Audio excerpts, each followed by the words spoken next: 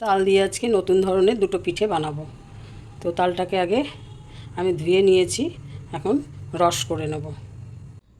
পিঠের ভেতরে যে পুরটা আমি দেব, সেই পুরটা বানানোর জন্য প্রথমে আমি চিনি দিয়ে দিলাম।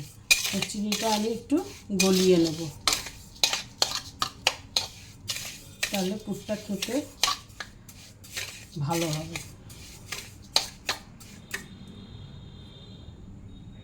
এবারে আমি 4টে মতো এলাচ দিয়ে দিলাম। চিনিটা গলে গেছে, এখন নারকেলটা যে কুড়িয়ে রেখেছি ওটা দিয়ে দেবো।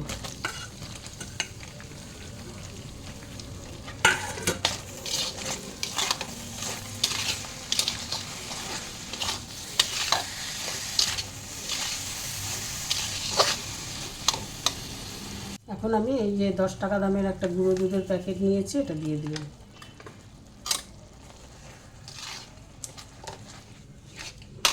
এখন ভালো করে মিশিয়ে নেব।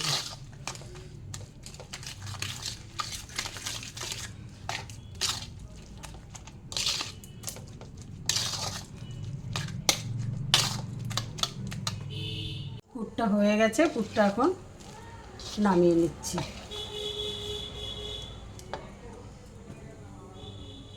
সম্পূর্ণ তালের রস করা হয়ে গেছে, আমি শুধু রসটা নিয়েছি ঘষে ঘষে, অনেকটা হয়েছে।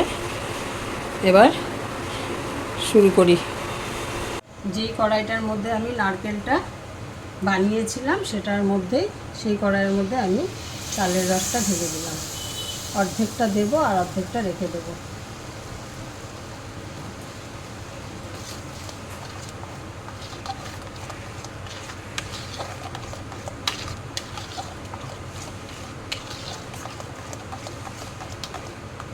জাল দিয়ে দিয়ে আমি একদম এটাকে ঘন করে ফেলেছি। এখন এর মধ্যে লবণ দিয়ে দেবো।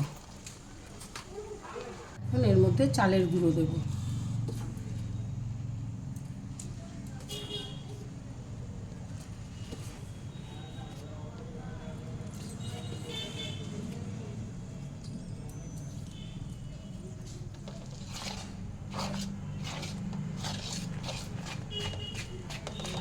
ডোটা আমার রেডি হয়ে গেছে।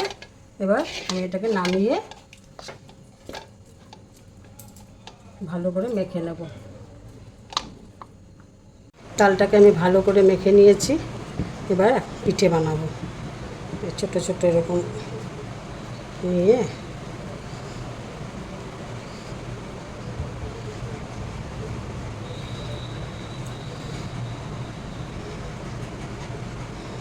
পুরটা যে করেছিলাম ওই পুরটা ভরে ভরে দেবো মাঝখানে।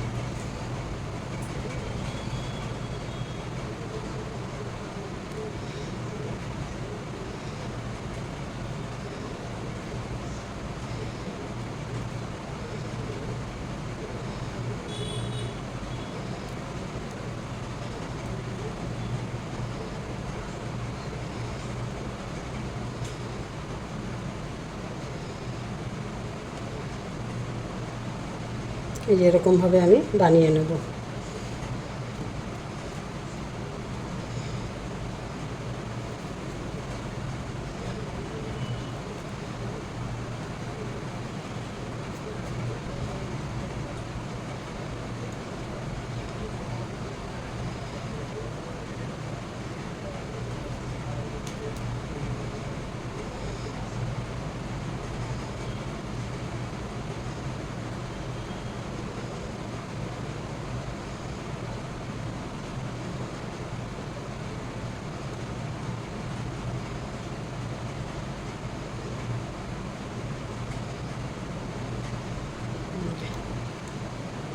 এবারে আমি এই যে এরকম চুষি বানিয়ে নেব।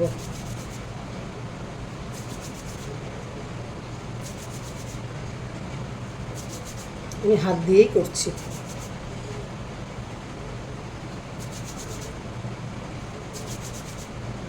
সবগুলো পিঠে আমার রেডি করা হয়ে গেছে। দুধটা আমি আগে থেকে জাল বসিয়ে রেখে গেছিলাম। এই যে এখন 4টে মতো এলাচ দিয়ে দিলাম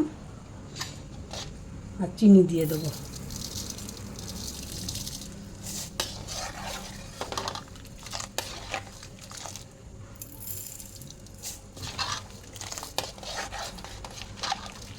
আমি স্বাদ মতো চিনি দিয়ে দিলাম।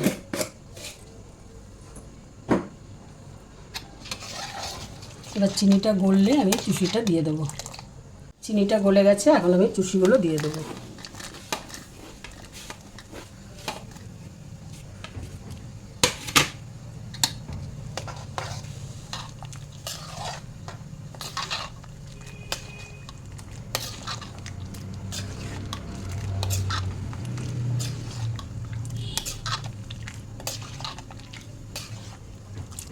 হয়ে গেল আমার এই যে তালের চুষি পিঠে।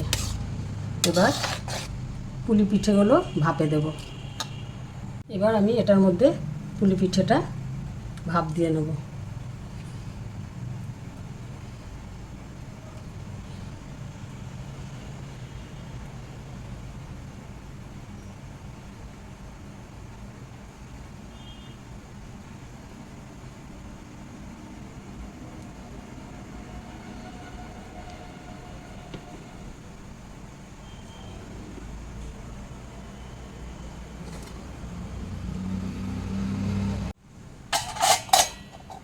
পুলি পিঠা আমার একদম রেডি।